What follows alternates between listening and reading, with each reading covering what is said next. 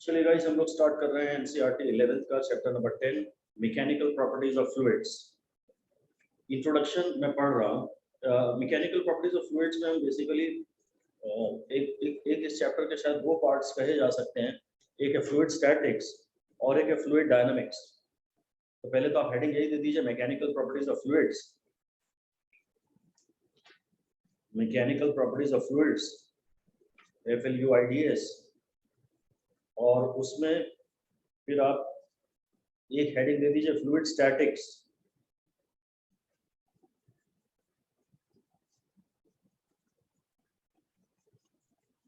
Fluid statics का मतलब होता है when fluid is at rest. जब फ्लूइड रेस्ट पे होती है तो उसको फ्लूइड स्टैटिक्स कहते हैं। और फिर अगली लाइन में हेडिंग दे दीजिए फ्लूइड डायनामिक्स।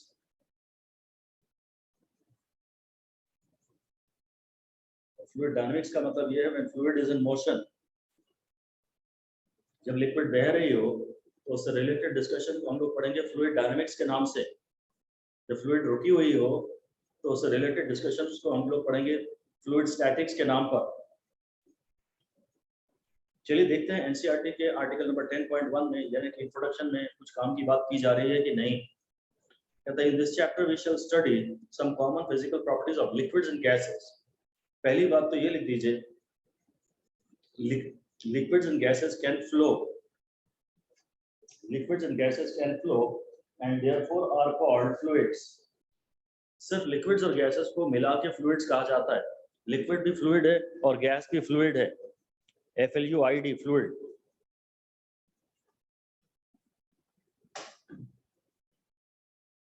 liquid भी fluid है और gas भी fluid है। और मतलब लिख दीजिए अलग से, solid is not included in fluid। solid जो है वो fluid नहीं है।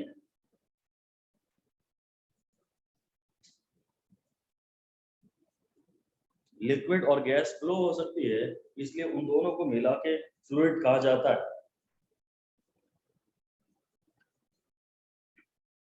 It is this property that distinguishes liquid and gases from solids in a basic. Solid बह नहीं सकता है, वो फ्लो नहीं कर सकता है, इसलिए सॉलिड फ्लूइड नहीं। लिक्विड भी फ्लो कर सकती है, गैस भी फ्लो कर सकती है, इसलिए ये फ्लूइड है। क्या हमने इस पे कहीं भी एक भी स्टार नहीं दिया है। The fluids are everywhere around us. Earth has an envelope of air and 2/3 of its surface covered with water. Air भी हमारे आसपास बहुत है, पानी भी बहुत है। Water is not only necessary for our existence. Every mammalian body constituted mostly of water. हम भी स्वयं पूरे के पूरे पानी के ही बने हुए। All the processes occurring in living beings, including plants, are mediated by fluids. Thus, understanding the behavior of any property of fluids is important. वो ये आपको बता रहा है कि सब बायोलॉजी वालों का फ्लूइड्स का चैप्टर क्यों काम का है। ये बात तो सही है, जब आप मेडिकल कॉलेज में जाते हैं तो बॉडी फ्लूइड्स वगैरह भी आप इधर पढ़ते ही हैं 12th 11th बायोलॉजी में। तो फ्लूइड्स थ्रू आउट की अंडरस्टैंडिंग काम की तो है, even when you go for your medical studies. How are fluids different from solids. Medical studies के लिए भली काम की हो, पर अभी हमें सिर्फ उस चीज से मतलब है जो नीट निकालने में मदद करे। मेडिकल का मेडिकल में देखेंगे, जो मेडिकल कॉलेज में काम आएगा उसके लिए अभी से हमको फालतू जरा भी मिसडायरेक्टेड एफर्ट करने से कोई मतलब नहीं है। How are fluids different from solids? What is the common liquids and gases? Unlike a solid, a fluid has no definite shape of its own. लिख दीजिए, डैश करके एक बात लिख दीजिए, a fluid has no definite shape of its own. Fluid का कोई shape नहीं होता है।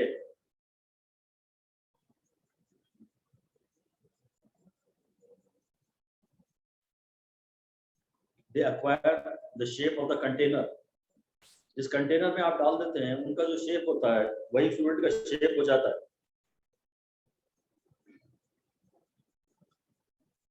एक बात वो वॉल्यूम को लेके भी कर रहा है कि अगर सॉलिड या लिक्विड की बात हम करें तो सॉलिड एक लिक्विड की एक डेफिनेट वॉल्यूम होती है। आप एक ग्लास में आपने पानी डाला है तो आपको पता है कितना पानी आपने डाला है और वो फिक्स रहे। अलग से अगली लाइन में लिख दीजिए, कोई भी बात ऐसे इंपॉर्टेंट नहीं है, जस्ट अ बेसिक इंट्रोडक्शन है। Solids and liquids have a fixed volume. लिख दीजिए, a given amount of solid and a liquid, given amount of a solid and a liquid has a fixed volume. आपको दे दिया गया है amount solid का और liquid का, तो फिर उसकी वॉल्यूम डिफाइन हो गई। लिक्विड का और गैस का कोई शेप तो नहीं है, पर लिक्विड की कम से कम एक वॉल्यूम है। जो एक बात आपके हमेशा बहुत ज्यादा काम आएगी वो ये है गैस की वॉल्यूम के बारे में। ये न्यूमेरिकल्स में भी काम आएगी और इसलिए काम की बात है। मेरे ख्याल से आप इस थ्योरी की लाइन पे 5 स्टार दे दीजिए, लिख दीजिए। Volume of a gas sample, volume of a gas sample is always equal to the volume of the container. Volume of a gas sample is always equal to the volume of the container in which it is enclosed.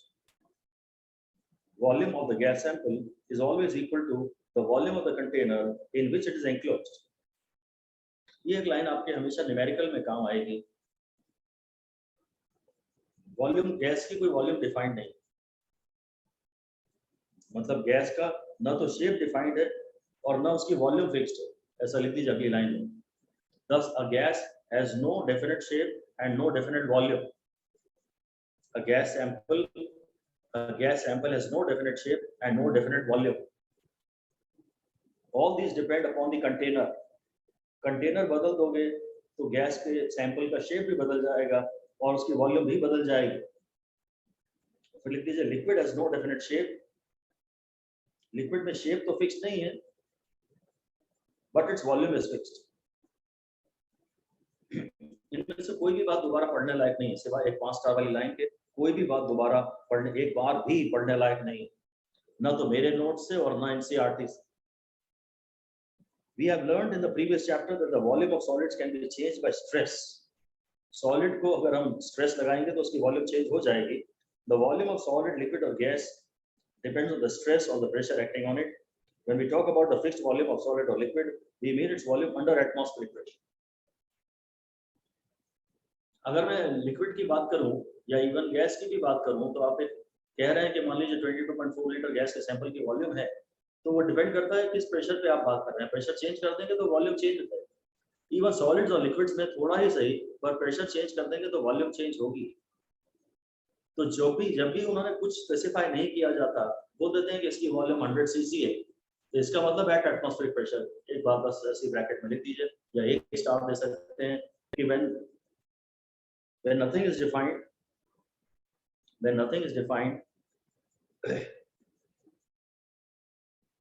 the given volume is under the conditions of NTP. या तो सब बताओ और नहीं तो हम मानेंगे सब नॉर्मल टेम्परेचर और प्रेशर वाली बातें हैं। या तो आप पूरा बताइए और नहीं बताएंगे तो हम मानेंगे कि ये एनटीपी की कंडीशंस में ही जरूर हमसे बातें की जा रही होंगी। नॉर्मल टेम्परेचर और प्रेशर तो 1 एटमॉस्फेयर है नॉर्मल वाला। ये लाइन भी ऐसे कोई विशेष काम की नहीं है। The volume of solid, liquid or gas depends on the stress, that is the pressure acting on it. When we talk about the fixed volume of a solid or liquid, we mean its volume under atmospheric pressure. The difference between gases and solids or liquids is that for solids or liquids, the change in volume due to change of external pressure is rather small. Solid में और solid को तो और liquid को तो दोनों को आपको ideally incompressible मान के ही अपनी simplified physics पढ़नी चाहिए। इनकी वॉल्यूम में कोई विशेष चेंज नहीं होता है। In other words, solids and liquids have much lower compressibility as compared to gases. लिख दीजिए लाइन पे कि solids and liquids have much lower compressibility. Solids and liquids have much lower compressibility as compared to gases. चलिए इस line पे भी एक star दे देते हैं।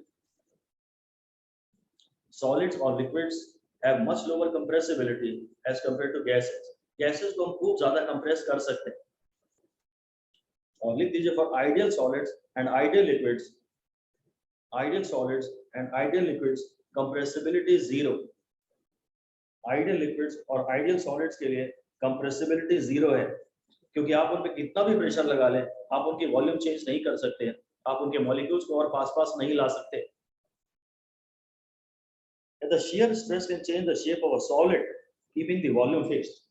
Shear stress में ऐसा कुछ था, इसको आप यदि यहाँ फिक्स कर दें और यहाँ फोर्स लगाए, टेंजेंशियल फोर्स, तो ये ऐसा हो जाता था।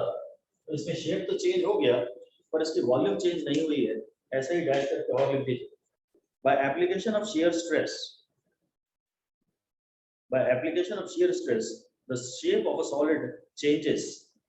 The shape of a solid changes, keeping the volume fixed.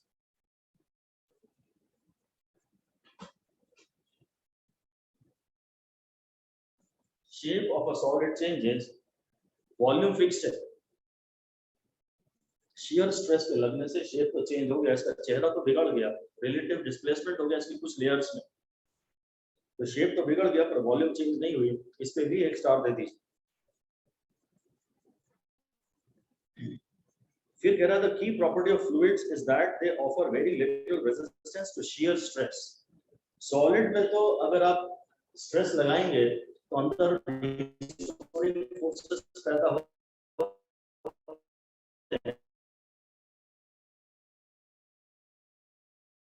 आपकी वॉइस लैग कर रही है. यस सर, आपकी वीडियो भी लैग कर रही है.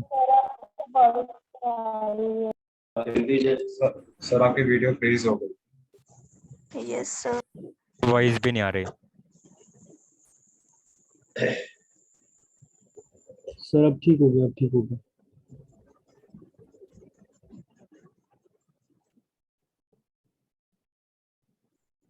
अभी ठीक है. Yes sir. Yes, sir. Yes sir. Sir bandwidth थोड़ा लो बता रहा है आपकी साइड. चलिए.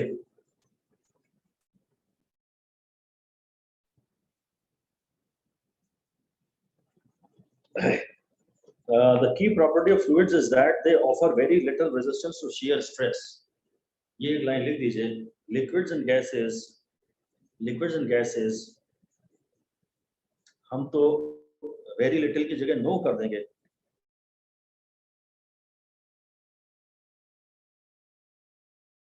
तो फिर से आपका वीडियो और वॉइस फ्रीज हो गया. सर वॉइस नहीं आ रही सर आपकी. Yes sir. से आइडियल मानेंगे cannot resist shear stress. मतलब अगर किसी सर आपकी सर आवाज अपना आवाज नहीं आ रही थी सर, आप रिपीट कर दीजिए. सर आपकी वॉइस और वीडियो चली गई थी.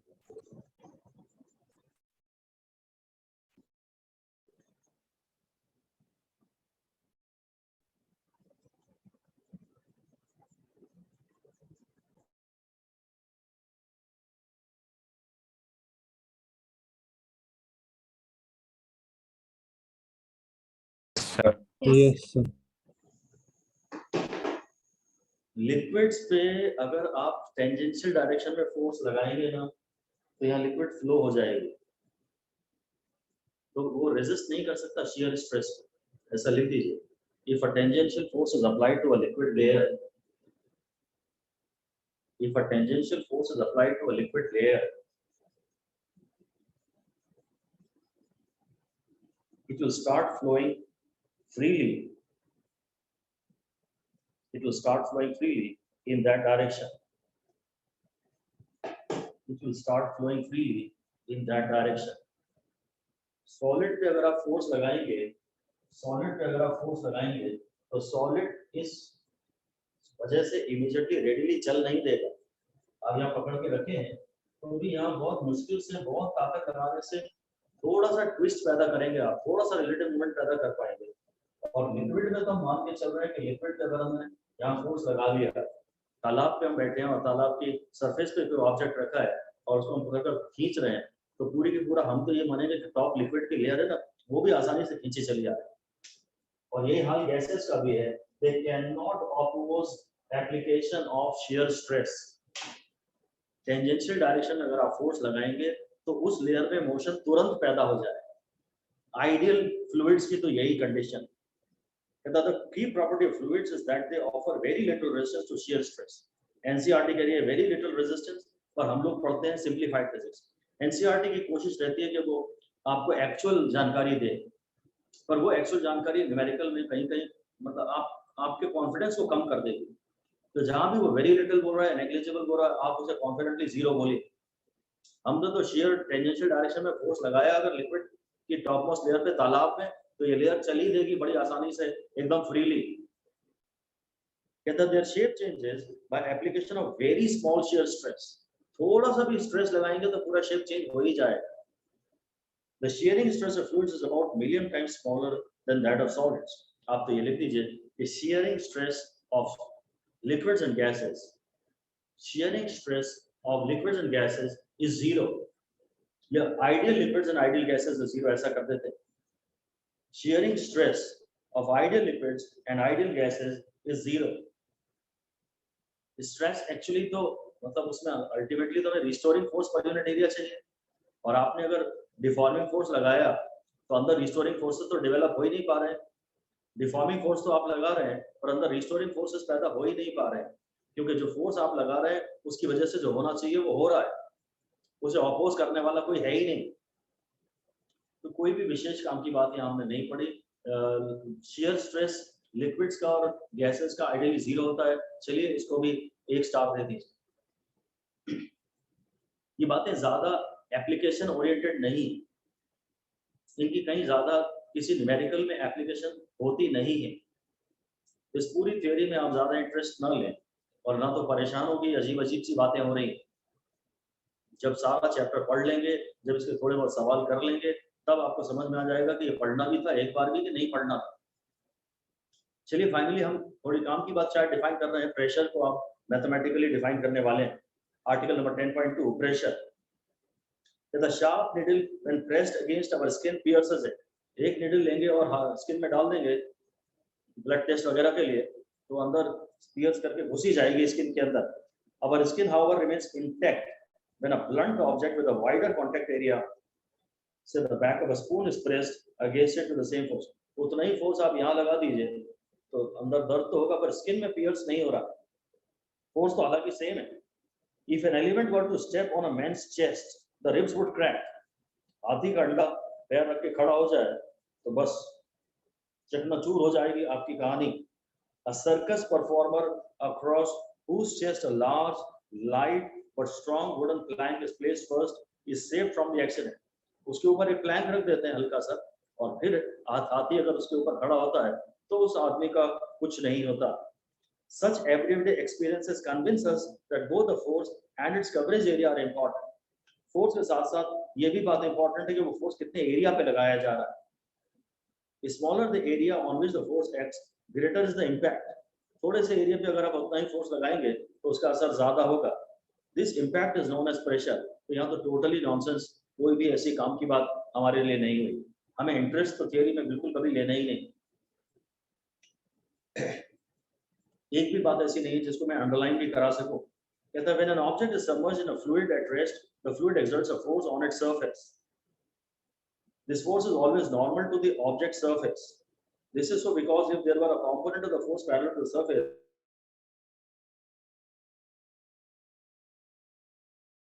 तो फिर से आपका वीडियो और वॉइस चला गया.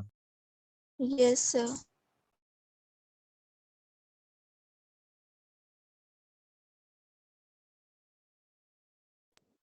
इस पैराग्राफ को थोड़ा बहुत पढ़ तो लेते हैं दोबारा, पर ऐसा कुछ सर, विशेष यहाँ पे है. जी एक्सक्यूज मी सर, आपकी सर आपका चली वीडियो गई थी. चला गया था. सर अभी फिर से चला गया. फिर चला गया.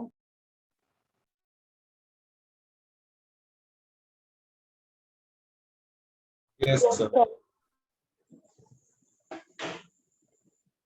कहता है when an object is submerged in a fluid at rest, ये एक कंटेनर में फ्लूइड रेस्ट पर है और एक ऑब्जेक्ट इसके अंदर ऐसा सबमर्ज्ड है. पानी है, पानी के अंदर एक ऑब्जेक्ट ऐसा मान लीजिए पूरा डूबा हुआ है और फिलहाल सपोज इस पोजीशन में वो रेस्ट पर है.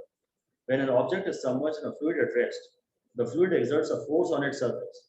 फ्लूइड जो है उसपे यहाँ से भी फोर्स लगा रहा है, यहाँ से भी फोर्स लगा रहा है और यहाँ से भी फोर्स लगा रहा है. जो भी इसकी सरफेस है फ्लूइड इस पे फोर्स तो लगा रहा है. कहता है this force is always normal to the object surface. हाँ, ये पॉइंट जरूर थोड़ा काम का हो सकता है. कहता है this is so because if there were a component of force parallel to the surface. कहता मान लीजिए कि यहाँ फोर्स एक ऐसा था, इसका एक कंपोनेंट यहाँ भी आएगा और एक कंपोनेंट यहाँ भी आएगा. अगर इस पे फोर्स लिक्विड कॉलम ऐसा लगा रहा है तो इसके दो कंपोनेंट हो सकते हैं, और इधर अगर फोर्स आएगा तो यहाँ ये बॉडी चली देगी. बॉडी अगर रेस्ट पर है, बॉडी अगर रेस्ट पर है तो मतलब उस पे अगर फोर्स आ रहा है या तो फोर्स नहीं आ रहा है, या फोर्स आ रहा है तो परपेंडिकुलर आ रहा है. अगर फोर्स एंगल पे आएगा, अगर फोर्स एक एंगल पे आएगा तब उसे दो कंपोनेंट्स में रिजॉल्व कर पाएंगे, और इस कंपोनेंट के कारण तो फिर डिस्प्लेसमेंट हो ही जाएगा ना. कहता है when an object is submerged in a fluid at rest, the fluid exerts a force on its surface. This force is always normal to the object surface.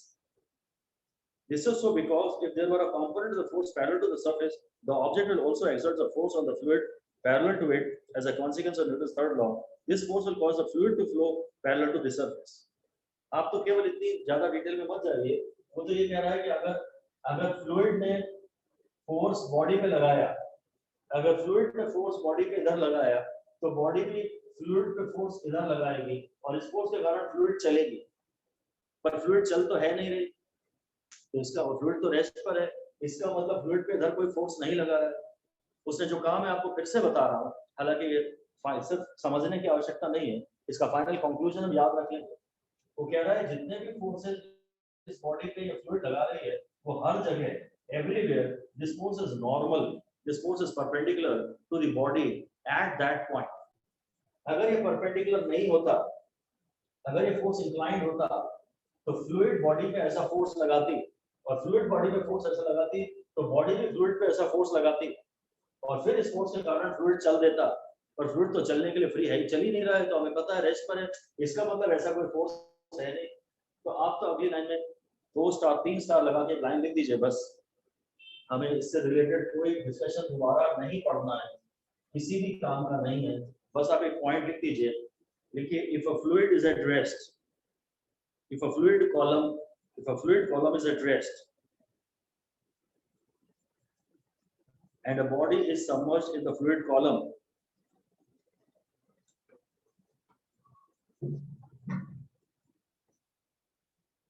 and a body is submerged in the fluid column, जैसे हवा में एक object रखा हुआ है, तो ये रखा हुआ है, इसका मतलब इस पे इधर से अगर फोर्स आ रहा है, या तो इस पे फोर्स नहीं है, या है तो इसके परपेंडिकुलर है, नहीं तो इधर फोर्स से फोर्स आता तो बॉडी चलती। कहता है when an object is submerged in a fluid at rest, the fluid exerts a force on its surface, बस अगली लाइन में लिख दीजिए this force is always normal to the surface, this force is always normal की जगह perpendicular लिख लीजिए, this force is always normal to the surface everywhere, this force is perpendicular to the surface everywhere on the object के हर point पे ये जो force आ रहा है वो उस जगह परपेंडिकुलर के अलोंग आ रहा है। बस अगर ये एक ऑब्जेक्ट हवा में या पानी में रखा है, हवा का जो फोर्स आ रहा है किसी भी पॉइंट पे वो हर जगह उसके परपेंडिकुलर आ रहा है। अगर वो ऑब्जेक्ट ऐसा है तो उस पर फोर्स ऐसे आ रहे हैं, यहाँ की अगर फोर्स बात करेंगे तो ऐसा आएगा, क्योंकि यहाँ परपेंडिकुलर ये होगा, यहाँ परपेंडिकुलर ये होगा। अगर एक ऑब्जेक्ट रेस्ट पे है तो जो फ्लूइड उस पर फोर्स को लगा रही है, पर वो हर जगह परपेंडिकुलर है। हाँ, ये एक पॉइंट फिर भी आपको आगे कहीं काम आ सकता है। सर हाँ जी बोलिए। सर, तो ये सारे फोर्सेस कैंसिल हो जाएंगे और सॉलिड कोई फोर्स नहीं लगाएगा ना? हाँ, ये सारे फोर्सेस कैंसिल हो जाएंगे, तभी रिजल्टेंट 0 है और तभी बॉडी रेस्ट पर है। तो रिजल्टेंट फोर्स ना तो फ्लूइड बॉडी पे लगा रही है और ना बॉडी फ्लूइड पे लगा रही है, वो बॉडी के शेप पे भी थोड़ा बहुत डिपेंड करता है। एनीवे हाँ, अगर इक्विलिब्रियम है, रेस्ट पर है, तो नेट फोर्स 0 ही, बात सही है। ठीक है, आगे चलते हैं। इसमें हमने कोई ऐसी काम की बात पढ़ी नहीं है, अगर ये काम की बात है तो दोबारा फिर से और आएगी, इसको आप इग्नोर मार सकते हैं। Hence the fluid exerted, the force exerted to the fluid at rest has to be perpendicular to the surface in contact.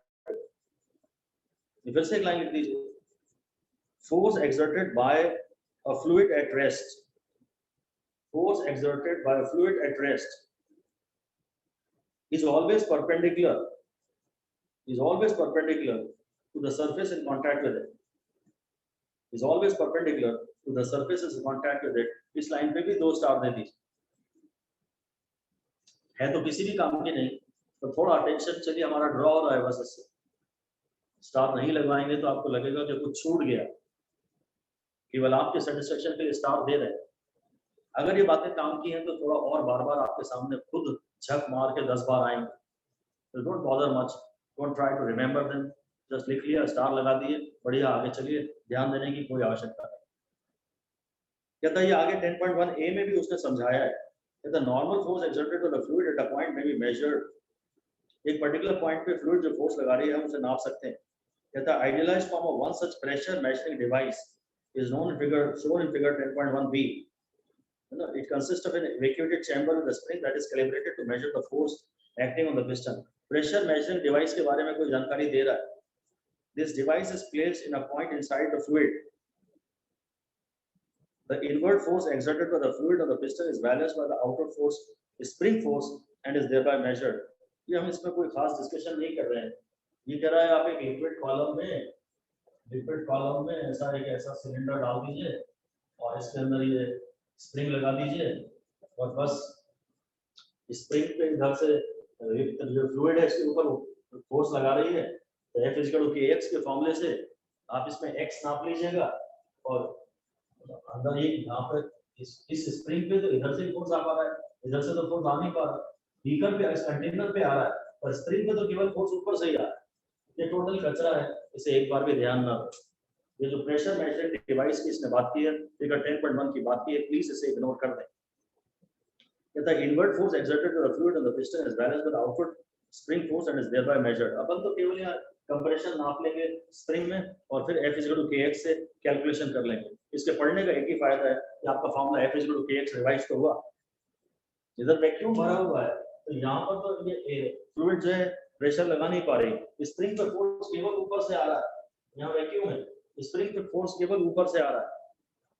This बस तो मैं इसके नीचे जो है वो पढ़ लेता हूँ। 10.1 के फिगर के नीचे कोई काम की बात लिखी है क्या? ये कहता है force exerted by the liquid in the beaker on the submerged object or on the walls is normal perpendicular to the surface at all points. ये कह रहा है इस यहाँ पर अगर एक ऑब्जेक्ट रखा है, यहाँ पर अगर एक ऑब्जेक्ट रखा है तो ऑब्जेक्ट पे तो हर जगह फोर्स परपेंडिकुलर है ही। इवन कंटेनर की वॉल की अगर हम बात करें तो कंटेनर की वॉल पे जो फोर्स है ये वॉल के भी परपेंडिकुलर। कोई भी सरफेस इसके रास्ते में आ जाए, फ्लूइड के रास्ते में कोई भी सरफेस आ जाए, ये उसके परपेंडिकुलर ही है। ये एक लाइन डैश करके लिख सकते हैं। इस पे भी आप 2 स्टार दे दीजिए कि force exerted bye a liquid in a beaker, force exerted bye a liquid in a beaker on the walls of the beaker, on the walls of the beaker, here on the walls of the beaker is also everywhere normal to the surface, is also everywhere normal to the surface.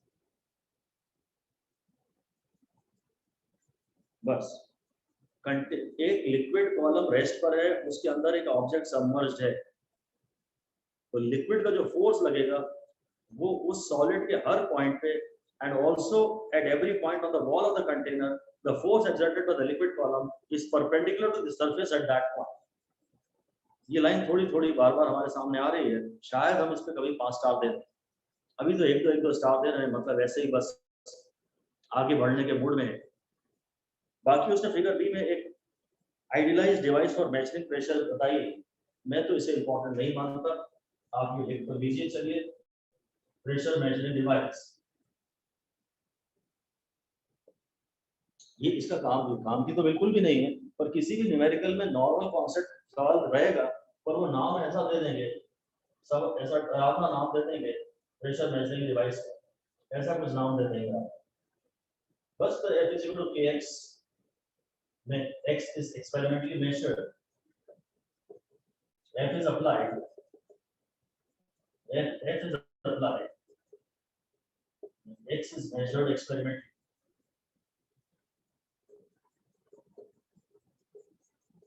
Spring का k वो आपको दे देंगे, spring का k दे देंगे, F is equal to kx, मतलब rather F अपने को नहीं पता है, x पता है और k पता है, मान लीजिए F पता है और k पता है, सॉरी k पता है और x पता है, एलोंगेशन तो हम नाप ही लेंगे, इसका कंप्रेशन कितना हो गया। फिर प्रेशर का फॉर्मूला फोर्स अपॉन एरिया हम जानते हैं, शायद इस तरह से ये वाला एरिया लेके, ये वाला एरिया लेके शायद इस तरह से कोई न्यूमेरिकल बना के आपको दिया जा सके। इस पे भी हम 3 स्टार दे देते हैं। प्रेशर मेजरिंग डिवाइस डायरेक्टली ये किसी काम की नहीं है, पर अगर इस पे उन्होंने न्यूमेरिकल बना के आपको दे दिया तो फिर ये ऐसा एक न्यूमेरिकल है जो गूगल पे आपको फिलहाल शायद कहीं ना मिले। इन्हें नए सवाल बनाने हैं और ऐसी वो कॉन्फ़िगरेशन सिचुएशन बना के दे देंगे तो आपको लगेगा कि ये कहीं भी अपन ने पढ़ा तो है नहीं। नई नया जो प्रेजेंटेशन है सवाल का उन्हें वही चेंज करना है, वही उनके सामने चैलेंज है। तो वहाँ प्रेशर मेजरिंग डिवाइस के नाम से वो ऐसा क्वेश्चन बना के दे तो सकते हैं। आपको x दे देंगे, k दे देंगे स्प्रिंग का, F इक्वल टू kx से, F इक्वल टू kx से आप F निकाल लेना और फिर फोर्स अपॉन एरिया से आप प्रेशर निकाल लेना। ऐसा क्वेश्चन बनाया तो जा सकता है। आगे चलते हैं। कह रहा है if F is the magnitude of this normal force on the piston of area A, normal force इन्हें perpendicular आना चाहिए, then the average pressure is defined as the normal force acting per unit area। अब आप heading दे दीजिए average pressure, average pressure. तो बस मैं तो प्रेशर का फॉर्मूला ही लिखूंगा, P average is force per unit area, और इस F को कह रहा है वो perpendicular normal force per unit area, normal force per unit area, ये एवरेज प्रेशर। ये एवरेज से क्या सिग्निफिकेंस है शायद थोड़ी देर बाद क्लियर हो, अभी तो छोड़ दीजिए। हाँ, मैं इस फॉर्मूले पे 5 स्टार देना चाहूंगा। फॉर्मूला कितना सा भी छोटा हो हमारे काम का है। Pressure is force upon area, और एवरेज नॉर्मल वाला प्रेशर लेते हैं, फिर ले दीजिए कि F should be F is the force perpendicular to the area। जिस एरिया की बात कर रहे हैं उसके राइट एंगल्स पे जो फोर्स आ रहा है आप उसकी बात करिए। अगर इंक्लाइंड फोर्स है तो जो component normal to the area है, परपेंडिकुलर टू द एरिया है, उससे प्रेशर कैलकुलेट करिए। कहता है in principle the piston area can be made arbitrarily small. Piston का जो एरिया है वो हम बहुत छोटा छोटा छोटा बना तो सकते ही हैं। The pressure is then defined as a limiting sense as pressure. Pressure को पता नहीं ये एक किसी पर्टिकुलर पॉइंट पे प्रेशर की बात कर रहा है, एवरेज प्रेशर की बात नहीं कर रहा, तो मैथमेटिक्स की भाषा कर रहा है। कहता है वो एक्चुअली फोर्स अपॉन एरिया में delta F by delta A ले लो, है ना, ये प्रेशर है, और मतलब चाहे किसी एक पर्टिकुलर पॉइंट पे या मैं इंस्टेंटेनियस ले लेता हूं, so it is equal to, और इसे बहुत छोटा अगर मैं कर दूं तो प्रेशर है force upon area when delta A tends to 0, delta A tends to 0, इसकी लिमिटिंग वैल्यू, यानी pressure is dF by d। तो ये बातें सब इडियोटिक है, नॉनसेंस है। जो काम की बात है वो फोर्स अपॉन एरिया ही है, पर एवरेज प्रेशर के लिए हम delta F by delta A लेते हैं। तो आपने प्रेशर की डेफिनेशन ली थी ना F बाय A, उसको आप delta F by delta A लिख सकते हैं। जैसे हम लोग एवरेज वेलोसिटी को बोलते हैं delta x by delta t, ऐसे एवरेज प्रेशर को कायदे से delta F by delta A लिखा जा सकता है। हालांकि ज्यादा काम के आपके फॉर्मूला F बाय A ही आएगा। हाँ, किसी पर्टिकुलर पॉइंट पे ही खाली प्रेशर चाहिए तो उतने से पोर्शन का एरिया लीजिएगा। नॉर्मली एवरेज वाली जो बात थी F बाय A, वही उसी पे मैंने 5 स्टार दिए थे और वही केवल काम का है। अगली लाइन जरूर 4 स्टार लगा के एक लाइन लिख दीजिए। Pressure is a scalar quantity, pressure is a scalar quantity.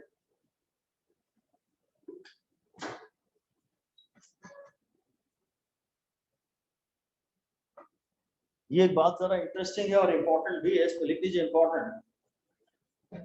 Pressure का फॉर्मूला है एक्चुअली फोर्स अपॉन एरिया, और इसमें ये लिख दीजिए force is also a vector and area is also a vector. Force भी वेक्टर है और एरिया भी वेक्टर है, फिर भी प्रेशर एक स्केलर क्वांटिटी है। इसका रीजन हम शायद थोड़ा बहुत डिस्कस कर तो लेंगे, पर रीजन इंपॉर्टेंट नहीं है, फैक्ट इंपॉर्टेंट है। प्रेशर जो है वो फोर्स अपॉन एरिया है, हालांकि फोर्स भी वेक्टर क्वांटिटी है, एरिया भी वेक्टर क्वांटिटी है, परंतु फिर भी प्रेशर पता नहीं क्यों एक स्केलर क्वांटिटी है। ये बात बड़ा ध्यान देने लायक है। We remind the reader that it is the component of the force normal to the area under consideration and not the vector force that appears in the numerator। कह रहा है फोर्स अगर मान लीजिए ऐसा है तो हम लोग पूरा फोर्स तो लेते नहीं है, वेक्टर F तो लेते नहीं है, हम केवल ये वाला F लेते हैं। अब इसकी डायरेक्शन तो फिर फिक्स्ड ही है, इसकी डायरेक्शन तो चेंज हो सकती है। जो वेक्टर F है वो हम नहीं ले रहे हैं अपने कैलकुलेशन में। ये बात भी समझ में आने वाली है नहीं, कुछ घुमाने की बातें कर रहे हैं, आप इन्हें इग्नोर करें। कहता है we remind the reader that it is the component of the force normal to the area under consideration and not the vector F that appears in the numerator। Pressure का जो फॉर्मूला F अपॉन A है ना, उसको हम vector F कभी नहीं लिखते हैं, ये वार्निंग लिख दीजिए, ये वार्निंग लिख दीजिए कि प्रेशर को हम ऐसा कभी नहीं लिखते हैं। अगर आपको इसके वेक्टर होने का एहसास की कुछ चिंता थी तो आप एफ क्यों लेते, वेक्टर एफ लेते ना। एफ वेक्टर तो है, पर अगर वेक्टर के रूप में वो यूज हो रहा है तो उसे वेक्टर एफ लिखने की हिम्मत दिखाइए। प्रेशर को हम लोग फोर्स अपॉन एरिया लेते हैं, vector F upon vector A नहीं लेते हैं। शायद वेक्टर रूप में आप इन्हें यूज कर रहे होते, हालांकि division by vector is not defined, तो उसकी ज्यादा कर दिमाग ना लगाए। बस प्रेशर जब फोर्स ले रहे हैं हम उसे वेक्टर रूप में ले ही नहीं रहे, बस हो गया। प्रेशर स्केलर क्यों है उसकी बात मैं अपनी तरफ से एक बता देता हूं, जो कि आगे कहीं डिस्कशन में आ जाएगी। अभी तो उसने ये समझाया कि साहब जो फॉर्मूले में एफ है ना वो वेक्टर एफ है ही नहीं। जब आप फोर्स को वेक्टर रूप में नहीं ले रहे तो फिर आप उसके वेक्टर होने की वजह से प्रेशर को वेक्टर होने की कोशिश कहने की कोशिश ना करें। प्रेशर का फॉर्मूला फोर्स अपॉन एरिया है, इसमें फोर्स को आप अपने वेक्टर फॉर्म में ले ही नहीं रहे, एक पर्टिकुलर डायरेक्शन में ही फोर्स ले रहे हैं हमेशा, तो हमेशा ही डिफाइंड है। एक पर्टिकुलर कंपोनेंट ही ले रहे हैं, ये बात ब्रैकेट में आप लिख सकते हैं, component of a vector, component of a vector in a definite direction is a scalar. एक वेक्टर का जो कंपोनेंट होता है जिसकी की डायरेक्शन डिफाइंड है वो स्केलर होता है। हम लोग केवल उसके मैग्नीट्यूड की बात करते हैं। फोर्स तो वेक्टर है, परंतु आप फोर्स के कंपोनेंट की बात कर रहे हैं, और अगर उसकी डायरेक्शन डिफाइंड है, अगर मैं बोलूं कि F is equal to 2 i cap plus 3 j cap, तो ये 2 तो स्केलर है ना भाई, उसकी डायरेक्शन तो डिफाइंड है ही, पर मैं तो जिसकी बात कर रहा हूँ वो एक वेक्टर स्केलर ही है। Component of a vector is a scalar quantity. Anyway, हमें रीजंस बिल्कुल बॉदर नहीं करना है, बस इस बात पे अडिग रहना है, डाउट नहीं आना है आपके सामने कि भाई प्रेशर स्केलर होता है। कोई कहेगा कि भाई इसके फॉर्मूले में फोर्स आ रहा है, फोर्स वेक्टर है, तो हम भूल भाल गए, रीजन आपको याद रखने की जरूरत नहीं है, बस pressure is a scalar quantity, ये याद है। इसे हम इसलिए भी स्केलर कहते हैं क्योंकि यार इसकी कोई डेफिनेट डायरेक्शन ही नहीं है, इसकी कोई डेफिनेट डायरेक्शन ही नहीं है। अभी आप देखेंगे कि प्रेशर की ये भी डायरेक्शन है, प्रेशर की ये भी डायरेक्शन है, प्रेशर की ये भी डायरेक्शन, फोर्स अपॉन एरिया है ना, तो ये इस डायरेक्शन में फोर्स ले रहे हो तो फोर्स अपॉन एरिया से इस डायरेक्शन में प्रेशर लग रहा है। ऐसे ही एक लाइन लिख दीजिए अलग से, आपके जवाब जो आपको याद रह जाएगा वो ये कि प्रेशर स्केलर क्यों है, वेक्टर क्यों नहीं है। ऐसा लिख दीजिए, pressure is not treated as a vector. Pressure को हम वेक्टर की तरह ट्रीट नहीं करते हैं because it does not have a definite direction, क्योंकि इसकी डेफिनेट डायरेक्शन नहीं है।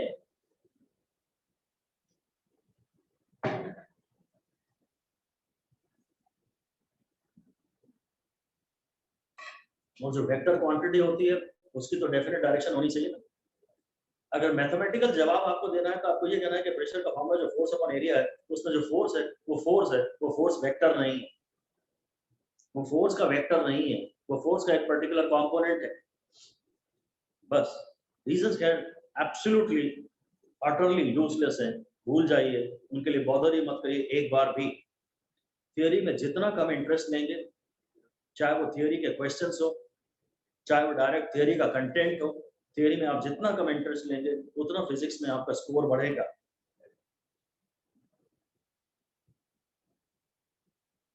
इसकी यूनिट डायमेंशंस ही लिख लेता हूं सबसे पहले। इसके डायमेंशंस है प्रेशर के force upon area, force upon area, तो फोर्स हो गया m1 l1 t-2 mass into acceleration upon l square. तो प्रेशर के डायमेंशंस है m1 l-1 t-2। ये वही डायमेंशन है जो स्ट्रेस के थे, ये वही डायमेंशन जो जंक्स मॉडुलस के थे, बल्क मॉडुलस के थे, शियर मॉडुलस के थे, और ये वही डायमेंशंस हैं जो एनर्जी पर यूनिट वॉल्यूम के थे।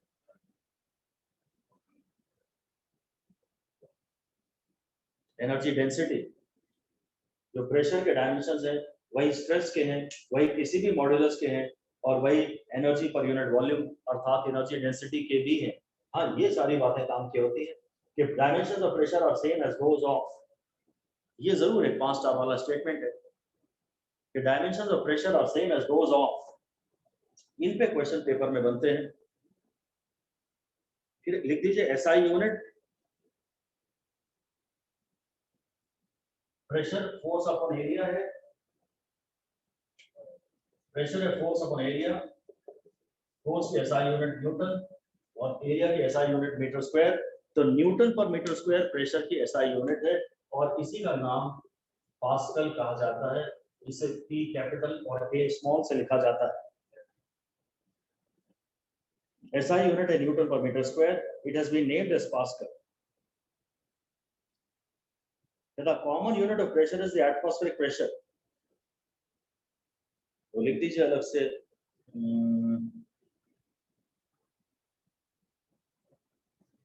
सीधे मैं इसके बारे में आपसे बातें कर तो चुका ही हूँ, डैश करके लिख दीजिए। Practical unit of pressure, practical unit of pressure is ATM। इसने कॉमन यूनिट लिखा है। डेली लाइफ में हम प्रेशर की बात शायद ATM में करना ज्यादा पसंद करते हैं, और 1 ATM का अर्थ आप समझते हैं कि हम जैसे घर के बाहर निकले तो पूरा आसमान, पूरा स्काई के में जितने भी अर्थ के ऊपर एटमॉस्फेयर यहाँ 300-400 किलोमीटर तक एटमॉस्फेयर एग्जिस्ट करता है, तो ये मेरे सिर पे जो प्रेशर लगा रहा है फोर्स अपॉन एरिया, उसे हम एटमॉस्फेरिक प्रेशर कहते हैं। और उसकी वैल्यू उस 1 ATM खाली बोलते हैं उसे। 1 एटमॉस्फेरिक प्रेशर को 1 ATM लिखते हैं और ये वैल्यू 1.013 into 10⁵ न्यूटन पर मीटर स्क्वायर। ये 1.013 ऐसे याद रखना कोई खास काम की बात नहीं है, just don't bother much about it. The common unit of pressure is the atmospheric pressure, ATM. The pressure exerted by the atmosphere at sea level. This is the pressure exerted by the entire atmosphere.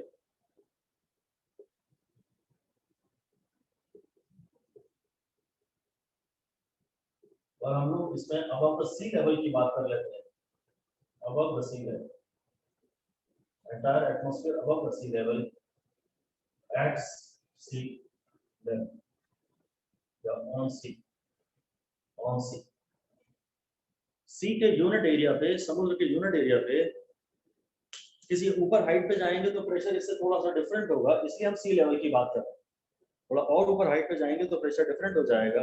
बस 1 ATM को हम लोग 1.013 into 10⁵ pascal ही कहना चाहते हैं।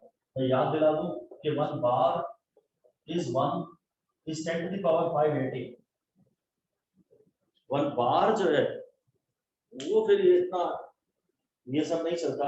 1 ATM की exact value तो ये है, sorry 1 bar is 10 to the power 5 Newton पर मीटर स्क्वायर।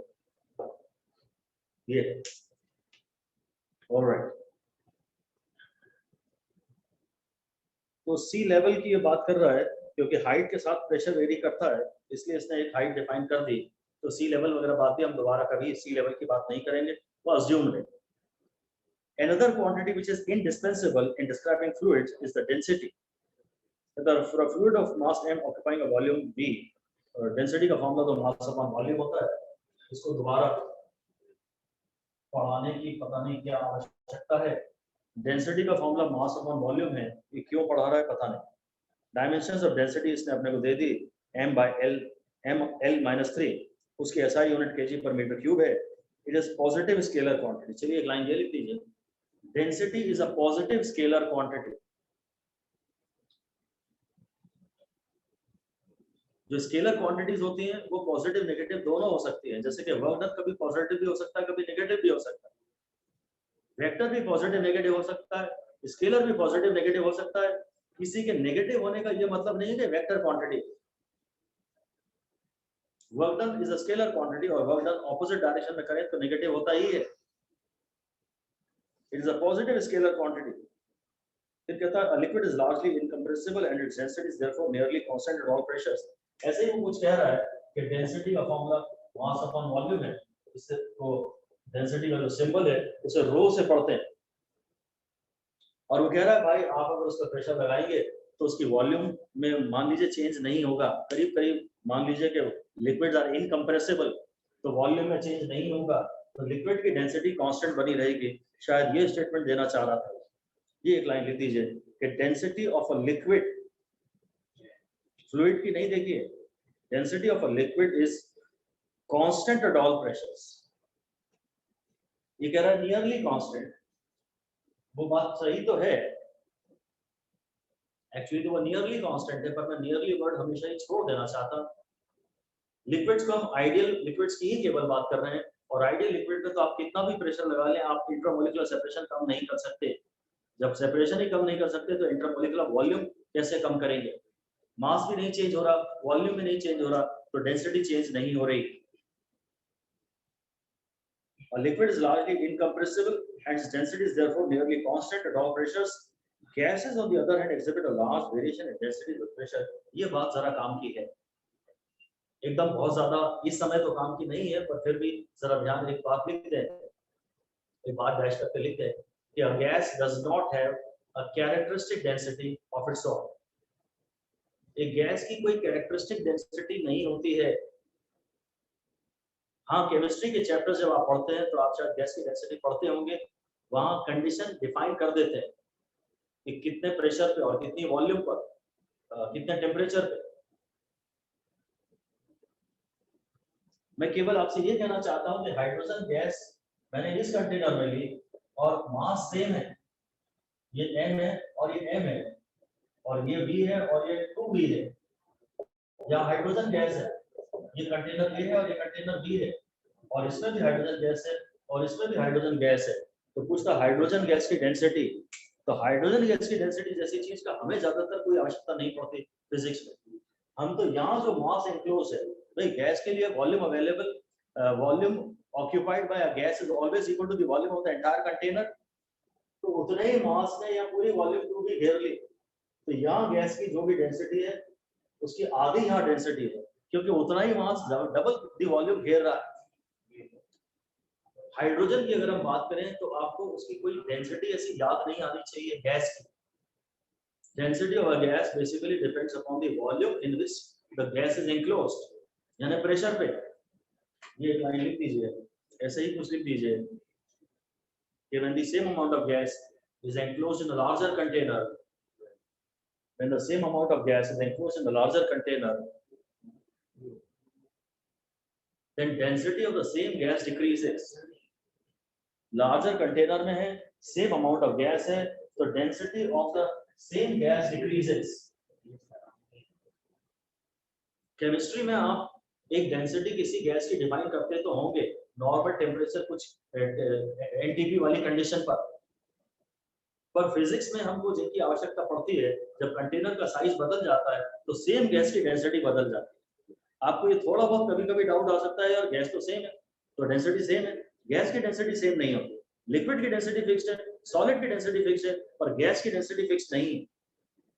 कहता है gases on the other hand exhibit a large variation in density with pressure and volume. कर सकता हूं मैं, लिख दीजिए गैस या density of a gas mainly depends upon the volume of the container in which it is enclosed. The volume of the container in which it is enclosed. मेरे हिसाब से तो यही चीज है। अगर खुले में बात करें, बहुत ये स्काई की बात करें, यहाँ गैसेस की बात करें, तो हाँ यहाँ डेंसिटी टेम्परेचर और प्रेशर पर डिपेंड करती है। इसका टेम्परेचर वर्ड यूज नहीं किया है, बेसिकली प्रेशर की बात कर रहा है। अभी तो हम इतना ही समझ रहे हैं कि गैस की डेंसिटी फिक्स नहीं है, ये बात अलग से लिख दीजिए कि density of a solid and a liquid is almost fixed. अच्छा चलिए प्रेशर के कॉन्टेक्स्ट में ही बात कर रहे हैं।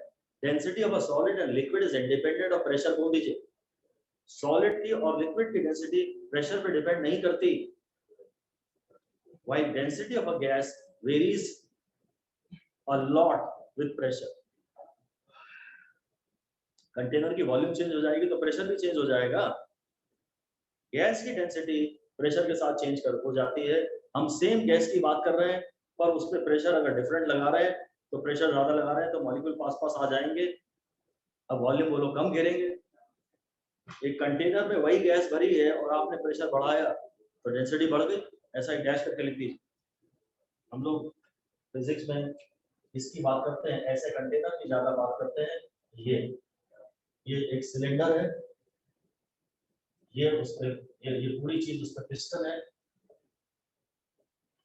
और ये गैस मॉलिक्यूल्स है, ये गैस मॉलिक्यूल्स है। ऐसा डायग्राम बना के हम आपसे अक्सर बात करें। अब यदि मैं इस पे बाहर से लगाया जाने वाला प्रेशर बढ़ा दूं तो डेंसिटी गैस की बढ़ जाएगी।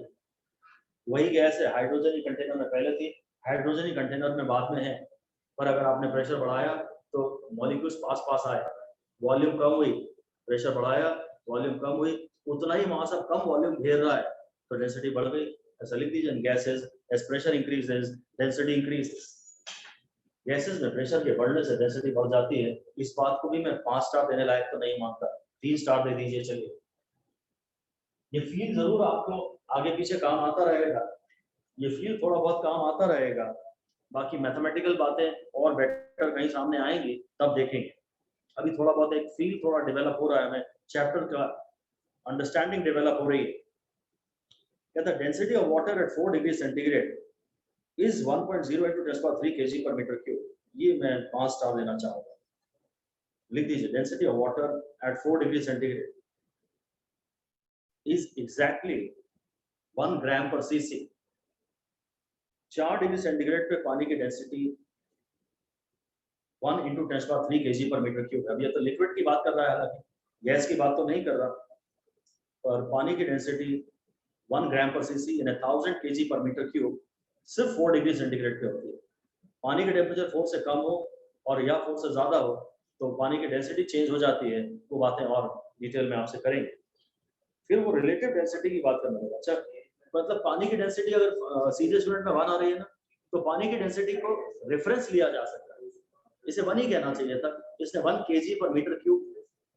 ठीक है, पानी की डेंसिटी सीधे स्टूडेंट्स का 1 होती है। हेडिंग दीजिए रिलेटिव डेंसिटी। ये लाइन, ये डेफिनेशन काम की है, मेरे ख्याल से 5 स्टार दे दीजिए। Relative density of a substance। तो रिलेटिव का तो मतलब रेशियो हो ही गया, it is equal to density of substance upon density of water at 4 degree centigrade. क्योंकि अब डिनोमिनेटर तो 1 आ जाएगा ना। रिलेटिव डेंसिटी यानी किसी भी सब्सटेंस की डेंसिटी पानी के रिस्पेक्ट में। Relative density of substance is the ratio of a density of the substance to the density of water at 4 degree centigrade. अच्छा, अब यहाँ जो भी यूनिट यहाँ है वो यूनिट यहाँ पर है। अगर ऊपर kg पर मीटर क्यूब है तो नीचे भी kg पर मीटर क्यूब है। रिलेटिव तो सिवाय रिलेटिव वेलोसिटी के किसी भी चीज के कोई डायमेंशन तो होते नहीं है। तो लिख दीजिए यूनिटलेस एंड डायमेंशनलेस। डेंसिटी की तो यूनिट है, डेंसिटी की यूनिट है kg पर metre cube, mass upon volume. और रिलेटिव डेंसिटी की नो यूनिट, इसकी कोई यूनिट नहीं। रिलेटिव डेंसिटी की कोई यूनिट नहीं है। रिलेटिव टर्म है ना, रिलेटिव का मतलब होता है ratio. It's a dimensionless quantity. ये फिर से एक बार लिखिए, इसी के बारे में कहा था, इसने पहले भी कहा था, फिर से लिख दीजिए आर डी। तो पॉजिटिव स्केलर क्वांटिटी इसने पहले कहा था, अब कह रहा है डायमेंशनलेस पॉजिटिव स्केलर क्वांटिटी। लिख लेते हैं, 1 स्टार दे देते हैं, क्योंकि ऐसा लग रहा है कि इसमें कुछ इंफॉर्मेशन है। Relative density is a dimensionless positive scalar quantity। Density किसी की नेगेटिव नहीं होती, पॉजिटिव ही होती है और स्केलर होती है, और उसकी कोई यूनिट नहीं होती। तो for example density of relative density में एल्यूमिनियम इज 2.7। एक क्वेश्चन के रूप में लिख देते हैं, क्वेश्चन के रूप में लिख दीजिए कि relative density of aluminium is 2.7। Relative density of aluminium is 2.7। Calculate its density in SI units। Relative density of aluminium is 2.7. Calculate its density in SI units। So relative density of aluminium is equal to density of aluminium upon density of water। अब ये implied है कि मैं 4 degree centigrade की बात कर रहा हूँ, मैं वो लिख नहीं रहा दोबारा। और क्योंकि ये मैं kg पर मीटर क्यूब में चाहता हूँ, SI यूनिट में चाहता हूँ, SI यूनिट में मैं ये चाहता हूँ, तो SI यूनिट में मैं ये भी ले लूँ। रिलेटिव डेंसिटी है 2.7 is equal to density of aluminium in SI units upon density of water in SI units। और SI units में पानी की डेंसिटी है 1000। मतलब ये यूनिट की भी यूनिट जितनी ज्यादा डिस्कशन में ही लिख दो तो अच्छा है। यहाँ से न्यूमेरिकल वैल्यू हम लिखते हैं यूनिट भी डाल देनी चाहिए। अब ये मल्टीप्लाई कर दूंगा तो density of aluminium in SI units is equal to 2.7 into 1000. अब density of aluminium is equal to 2700 kg per meter cube। ये आंसर। इन सब की हमें बहुत ज्यादा आवश्यकता पड़ेगी। इस सिंपल से डिस्कशन पे मैं 5 स्टार देता हूं। इनकी आवश्यकता आपको साल भर लगातार पड़ती रहेगी। रिलेटिव डेंसिटी से पता लग जाता है पानी की तुलना में कितने ज्यादा ये ज्यादा भारी है, कितना डेंस है। एल्यूमिनियम पानी की तुलना में 2.7 टाइम्स डेंस है और बड़ा इंटरेस्टिंग है। बाकी तो छोड़ दीजिए, क्या डेंसिटी बेकार है सर। बाकी जो टेबल में डेंसिटी दी है वो यूजलेस है। The densities of some common fluids, मैं तो यही कहना चाहूंगा आपको, यहाँ मैं बताना चाहूंगा स्टील की डेंसिटी जैसे कि 8 है, डैश करके लिख दीजिए। Density of steel is around 8। Steel पानी की तुलना में 8 गुना ज्यादा भारी है, ज्यादा डेंस है। एक्चुअली तो डेंस बोलना चाहिए। और ये लास्ट क्वेश्चन हम कर लेते हैं, example 10.1।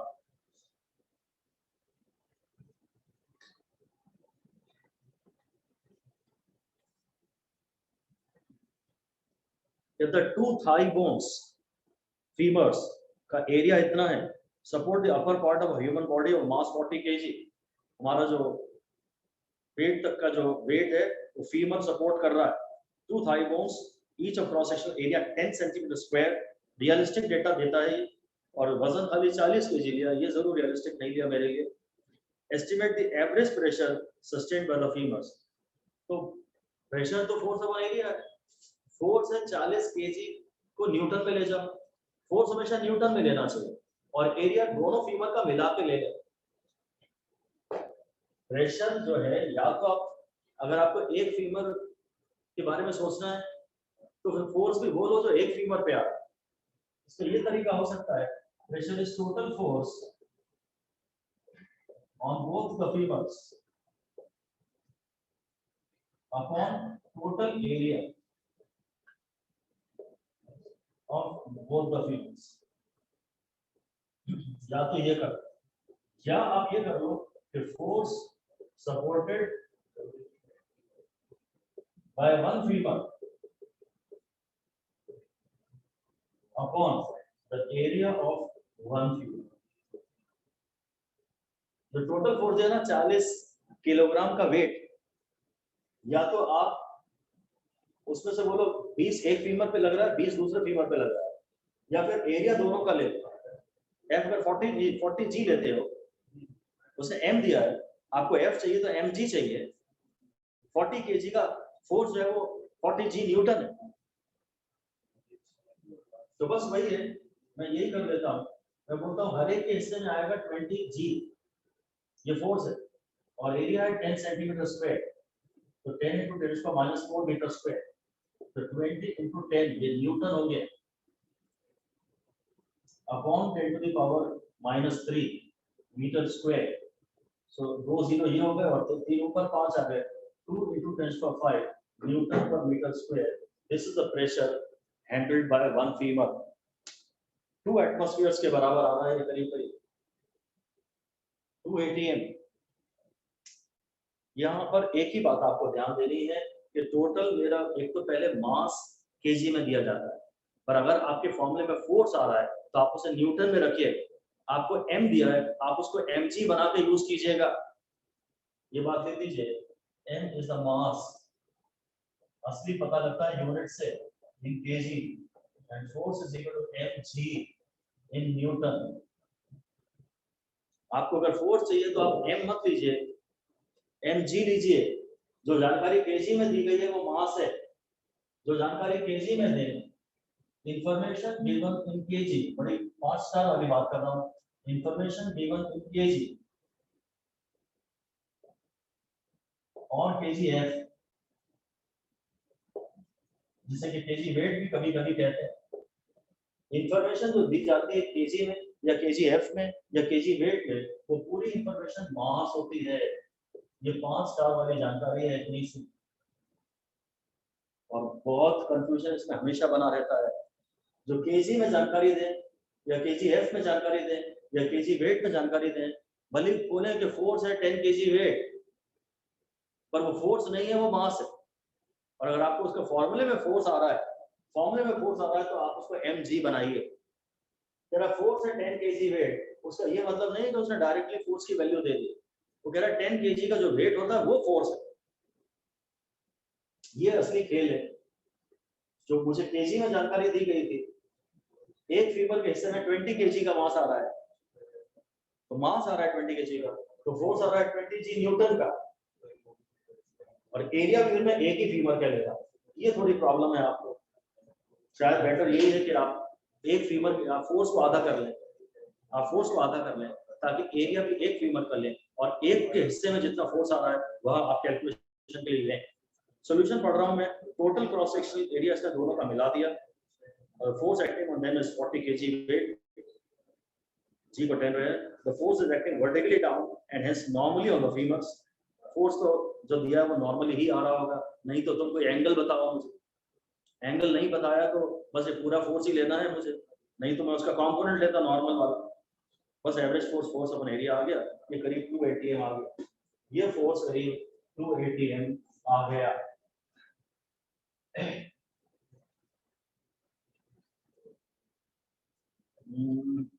The two thigh bones, each of cross sectional area support the upper part of your body. The cross sectional area ये हो गया। Force acting on them is 40 kg weight, acting vertically down. Discussion तो मैं आपस में सब हो ही गए हैं।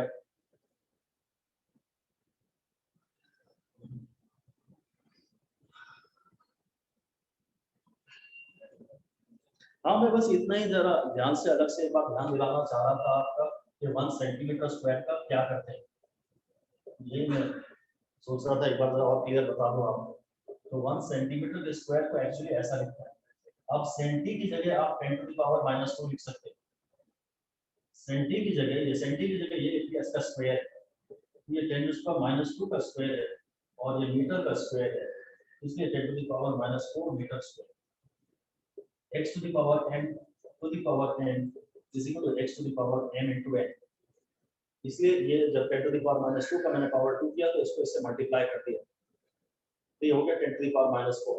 सो 1 सेंटीमीटर स्क्वायर का कन्वर्जन एक बार अलग से मैं थोड़ा रुका था, सोच रहा था कि क्या और क्लियर कर सकता हूँ। 1 सेंटीमीटर स्क्वायर का कन्वर्जन हम रट भी सकते हैं, और कई बार ऐसे ही करिए कि सेंटी की वैल्यू यहाँ रखिए और फिर पूरे का स्क्वायर करिए। और इसके अलावा कन्वर्जन मैंने आपको यही बताया कि जो केजी में देता है वो मास देता है, जो केजी वेट में देता है वो मास देता है, जो केजी फोर्स में देता है वो मास देता है। अगर किसी न्यूमेरिकल में फॉर्मूले में आ रहा है टर्म m, अगर फॉर्मूले में m आ रहा है तो यही डालिए जो दिया है। अगर फॉर्मूले में फोर्स आ रहा है तो आपको केजी वेट नहीं चलेगा, आपको उसको न्यूटन में डालना होगा या डाइन में डालना होगा। अगर सारी कैलकुलेशन आप सीजीएस में कर रहे हैं और फॉर्मूले में फोर्स आ रहा है तो फोर्स आप डाइन में डालिएगा। सारी कैलकुलेशन आप एसआई में कर रहे हैं और फॉर्मूले में फोर्स आ रहा है तो आप फोर्स को न्यूटन में डालिएगा। 1 newton is equal to 1 into g 1 kg weight. मैं कन्वर्जन याद नहीं करा रहा कि 1 kg वेट 10 न्यूटन होता है, ऐसा याद कराने का फायदा नहीं। अगर आपको फोर्स निकालना है तो आप mg निकालिए बस। अगर फोर्स निकालना है तो mg न्यूटन, ये आंसर आपका न्यूटन में आएगा। जो आपको केजी में दिया है वो मास है, जब आप उसे g से मल्टीप्लाई कर देंगे तो वो आंसर न्यूटन में आ जाएगा। बस इतना ही, यही बातें हैं जो आपको ध्यान रखनी थी guys. So that's all for today and thank you.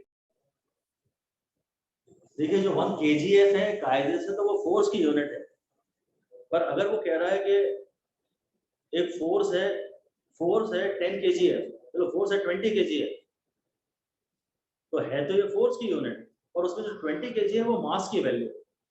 20 kgf का मतलब है वह फोर्स जो 20 kg का मास लगाएगा। kgf is actually a unit of force, but the information which you are given, that you are being specified a force in kgf is the value of the corresponding mass। kgf unit तो force की है, पर अगर मैं कह रहा हूं किसी बॉडी का, कोई बॉडी पर मैं 100 kgf का फोर्स लगा रहा हूं, तो मैं जो फोर्स लगा रहा हूँ वो उतना है जितना 100 kg का वेट होता है, जितना 100 kg के मास को अर्थ जिस फोर्स से खींचता है। कहने के लिए तो वो फोर्स की यूनिट है, पर उसमें इंफॉर्मेशन गिवन मास की है, ऐसा भी आप लिख दीजिए। kgf is actually a unit of force. kgf is actually a unit of force, but the information given is that of the corresponding mass. kgf actually तो फोर्स की यूनिट है, मास की यूनिट नहीं है, और उसमें जो डेटा दिया, जो वैल्यू दी है, वो करस्पॉन्डिंग मास की वैल्यू दी है, जो उतना फोर्स लगाएगा। तुम्हें फोर्स न्यूटन में चाहिए, kgf में दिया है उन्होंने, उसमें वो मास छुपा है, जिसको कि तुम g से मल्टीप्लाई कर दोगे तो तुम्हें वह फोर्स kgf वाला करस्पॉन्डिंग न्यूटन में मिल जाएगा। और सारे न्यूमेरिकल में फोर्स हम न्यूटन में डालते हैं। ठीक है गाइस, थैंक यू।